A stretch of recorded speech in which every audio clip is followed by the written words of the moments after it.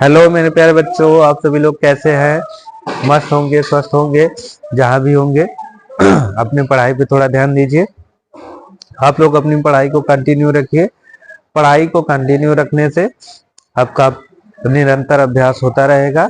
आप किसी भी प्रकार के क्वेश्चन को कर सकते हैं। अगर निरंतर प्रयास नहीं करेंगे तो आप सारी चीजें भूल सकते हैं। ठीक है, आज मैं आप लोगों के लिए लेकर आया हूँ एक टॉपिक जिसका नाम है प्रत्यक्ष और अप्रत्यक्ष। प्रदीप्ति जो प्रकाश होती है, कुछ देखिए क्या मिलती है, हमें डायरेक्ट मिलता है प्रकाश, और कुछ जो होता है किसी के थ्रू मिलता है। ठीक है, जैसे में अब देख लीजिए, जैसे हम क्या हो गए कि हमारे ऊपर डायरेक्ट प्रकाश तो पड़ता है। ठीक है, हमारे ऊपर डायरेक्ट सूर्य की रोशनी तो पड़ती है, लेकिन हमारी जो परछाई होती है तो क्या होती है, अप्रत्यक्ष हो जाती है। प्रत्यक्ष तो ये होगा कि डायरेक्ट हमको मिल रहा है, फिर उसके बाद उसके थ्रू क्या हो रहा है, मेरी परछाई को जा रहा है, क्या हो गया, वो अप्रत्यक्ष हो गया। ठीक है, तो अभी हम क्या करेंगे, प्रत्यक्ष के बारे में बात करेंगे। प्रदीप्ति व्यवस्था के प्रकार क्या होते हैं और उसमें कौन कौन से प्रकार से हमको मिलता है प्रकाश। ठीक है,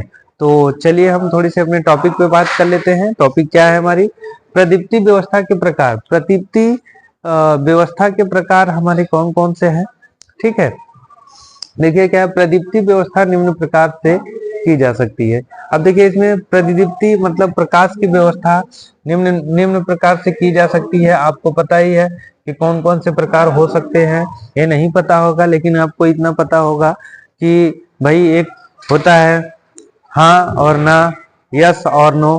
तो इसमें क्या है, आप ये देख लीजिए, थोड़ा सा मैं आपको इसमें थोड़ा सा बता देता हूँ क्या है प्रत्यक्ष प्रदीप्ति व्यवस्था। अब इसमें क्या है, प्रत्यक्ष प्रदीप्ति व्यवस्था है। इसमें देखते हैं इसमें क्या क्या है कि इस विधि में प्रकाशोत्पादक वस्तु, इस विधि में प्रकाशोत्पादक वस्तु ब्रैकेट में बल्ब आदि, मतलब अब प्रकाश जिस भी वस्तु से अगर होता है तो बल्ब होगा, CFL होगा, मरकरी होगी, यही सारी चीजें होंगी, और बाकी तो कुछ होगा नहीं, लकड़ी, लोहा, पत्थर, तो ये सब तो होगा नहीं। ठीक है स्टूडेंट, तो ये क्या हो गया, बल्ब आदि से प्रकाश सीधे ही नीचे की ओर प्रकाशित किए जाने वाले, ठीक है, तल, मतलब ये जैसे बल्ब हो गया, आप देख लो कहीं भी बल्ब हो गया, ये हमारा बल्ब हो गया। अब इससे सीधा प्रकाश पड़ता है तो कहाँ जाता है, पहले फर्श पे जाता है। ठीक है, कितना भी फैल जाता है वो ठीक है, लेकिन वो कहाँ जाता है, फर्श पे ही जाता है, फर्श पे।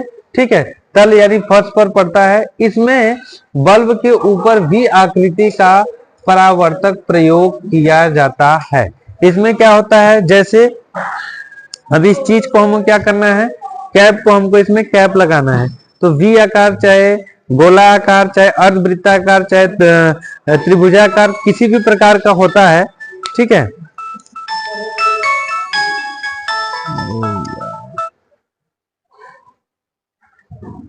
किसी भी प्रकार का अगर होता है हमारा, ठीक है, प्रकार जो होता है किसी भी प्रकार का होता है तो हमारे लिए क्या हो जाता है, दिक्कत ही उत्पन्न करता है। ठीक है, तो इस प्रकाश की जो होती है, ठीक है, इस प्रकाश की जो होती है V आकार की आकृति होगी। इसमें क्या होता है, मान लीजिए इसको हमने इसको ढक दिया, तो ये ढक दिया, ऊपर जो कैप लगा रहता है उसका, ठीक है, V आकृति का परावर्तक प्रयोग किया जाता है। जो नीचे की ओर खुला हुआ अवयव पारदर्शी कांच, ठीक है, खुला हुआ अवयव पारदर्शी कांच, जैसे हमारा क्या हो गया, एक बल्ब हो गया, बल्ब को ले लेते हैं हम। ठीक है, बल्ब को ले लेंगे, बल्ब को लेकर के सोचिए क्या होता है, पारदर्शी, उसमें इस पार से उस पार कांच जो होता है दिखता है। हम आपको दिखा देते हैं कि परावर्तक मतलब क्या होता है कि इस पार से उस पार, इस पार से उस पार दिखने वाली वस्तुएं होती है, या फिर किसी भी प्रकार का बल्ब हो गया, या CFL हो गया, या कोई भी चीजें हो गई, आपको इस पार से उस पार तक दिखती है। जैसे ये देखिए बल्ब हो गया, ये V आकार कह लीजिए, चाहे अंडा आकार कह लीजिए, चाहे इसको वृत्ताकार, त्रिभुजा, किसी भी प्रकार के आजकल तो बल्ब बन रहे। ठीक है, अब ये क्या हो गया, इसके V आकार की आकृति होगी। अब इसमें क्या हो गया, देखिए पारदर्शी हो गया, ये हो गया पारदर्शी। जैसे ही इसका फिलामेंट जलेगा, इससे क्या होगा, प्रकाश उत्सर्जित हो जाएगा। ठीक है, ये हो गया। अब इसमें क्या है, खुला हुआ पारदर्शी कांच या प्लास्टिक शीट से ढका होता है। इस विधि में बल्ब का 90% भाग प्रकाश नीचे की ओर आता है।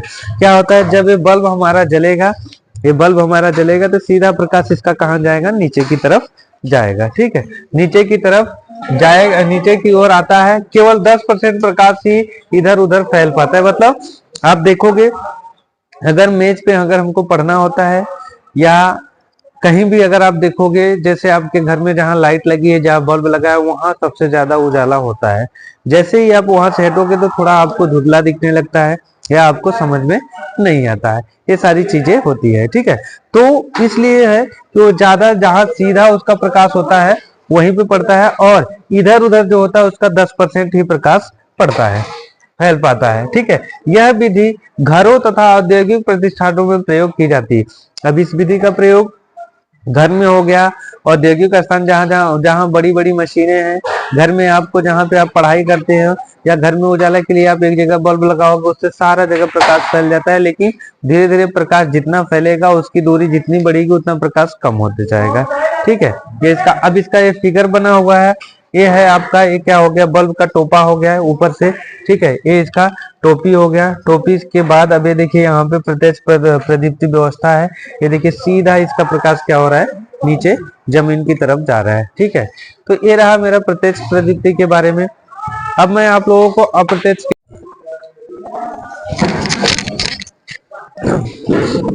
दूसरा हम क्या है हमारा, अर्ध अर्ध प्रत्यक्ष प्रदीप्ति व्यवस्था। अब अर्ध मतलब आधा, ठीक है। अर्ध मतलब क्या होगा कि आधा, आधा से ज्यादा या आधा से कम, ठीक है। अब इसमें क्या क्या होता है देखते हैं कि इस विधि में परावर्तक प्रयोग किया जाता है, और परावर्तक के नीचे की ओर क्या होता है, इस विधि में परावर्तक, ठीक है, आर पार दिखने वाला परावर्तक के नीचे के प्रयोग किया जाता है, परावर्तक के नीचे की ओर, ठीक है।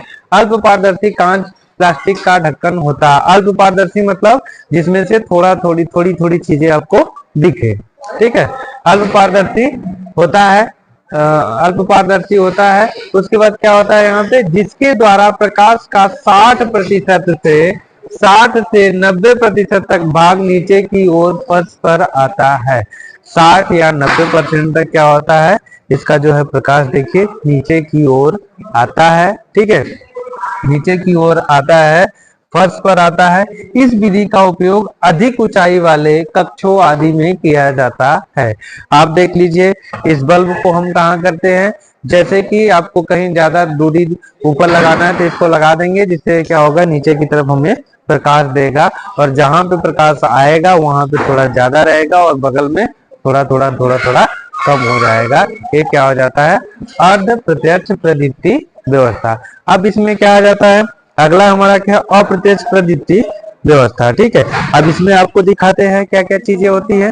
सारी चीजें देखिए, आपको क्या है, एक समझने का ढेर है, आपको समझना पड़ेगा। भले से आपको नहीं होता है कि आपको समझ में नहीं आता है, लेकिन उसको एक बार दो बार वीडियो को जरूर देखिए। जो भी है, जो भी बातें मैं आप लोगों के बीच में शेयर करता हूँ, बताता हूँ, जरूर आप लोगों के काम लायक ही है। आईटीआई के बच्चे थोड़ा सा ध्यान देंगे तो बहुत कुछ उनको हासिल हो सकता है। ये मत सोचिए कि हम तो आईटीआई पढ़ के पास हो जाए, पास तो हो ही जाएंगे, नहीं पढ़ेंगे तभी पास हो जाएंगे, लेकिन ऐसा मत सोचिए कि आप पास होकर के बहुत कुछ पा जाएंगे, नहीं होगा, ठीक है। तो आपको पढ़ना ही पड़ेगा, पढ़ेंगे तभी पास होंगे, बिना पढ़े नहीं पास होना है, ठीक है। आगे के लिए भी आपको काम देगा। चलिए, इसमें देखिए क्या है, अप्रत्यक्ष प्रदीप्ति व्यवस्था। अब अप्रत्यक्ष प्रदीप्ति व्यवस्था में क्या है देखते हैं।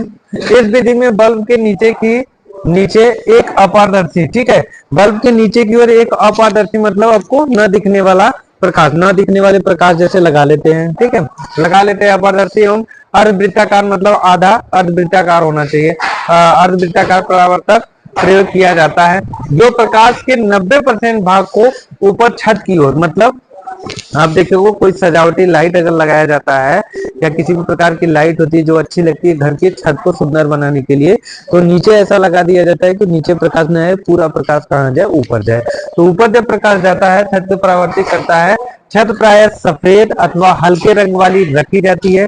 जब आपकी छत क्या हो, बढ़िया सुंदर आपको दिखाना है तो किसी भी प्रकार का हल्का या गाढ़ा या किसी भी प्रकार का अगर आप कलर उसमें लगाते हो तो क्या होता है, सुंदर दिखाने के लिए उस लाइट को किया जाता है, ठीक है। तो रंग वाली रखी जाती है, जिससे परावर्तित होकर प्रकाश नीचे की ओर फर्श पर आता है। मतलब अब देखो ये क्या हो गया, ये हमारा क्या हो गया, ये नीचे हो गया अपरावर्तक।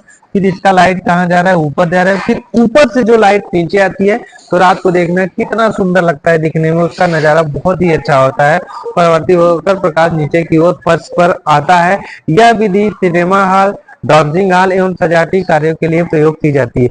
आप सिनेमा हॉल में जाएंगे तब आपको वहां पे देखने के लिए मिल जाएगा। कभी जाना तो आप गेस करना कितनी लाइटें लगी रहती है, जो ऊपर की ओर लगी रहती है, जो हल्का मध्यम मध्यम ऊपर जाती है, फिर वहां से रिटर्न वापस आती है रिफ्लेक्शन के कारण। तो देखने में कितना अच्छा लगता है। ये होता है कि अपने घर में भी लगवा ले। ठीक है, ये रहा आपका क्या होगा का प्रत्येक प्रदीप्ति व्यवस्था का पूरा आपका इंफॉर्मेशन। तो अब प्रदीप्ति के बारे में क्या क्या था, ये सारी चीजें हमने बता दी हैं। अभी पिछली टॉपिक था हमने उस पर भी पढ़ाया था, अगली टॉपिक इस पे भी धीरे धीरे पूरा चैप्टर ही कंप्लीट करेंगे। इसका पूरा टॉपिक जितना भी होगा इंपॉर्टेंट मैं आप लोगों के बीच में जरूर लेकर आऊंगा। और एक बात आप लोगों से है, मेरा जरूर आप लोगों सभी लोगों से रिक्वेस्ट है कि प्लीज प्लीज प्लीज आप लोग मेरे चैनल को लाइक कीजिए, शेयर कीजिए, सब्सक्राइब कीजिए, क्योंकि आपके एक ही सपोर्ट से मैं आगे जा सकता हूँ। बिना सपोर्ट का कुछ नहीं होगा। जो भी है यही है मेरा चैनल है, तो आप लोग प्लीज मेरे चैनल को सपोर्ट कीजिए और मेरा जितना हो सके आप लोग जरूर हेल्प कीजिए। आप मेरे रिलेशन के हो सकते हैं, मेरे भाई हो सकते हैं, मेरी बहन हो सकती है, कोई भी हो सकता है।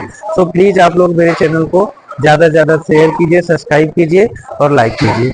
ऐसे ही वीडियो के लिए मेरे चैनल को सब्सक्राइब कर लीजिए। मैं अगली बार फिर से कोई वीडियो नया वीडियो लेकर के आऊंगा। तब तक के लिए धन्यवाद।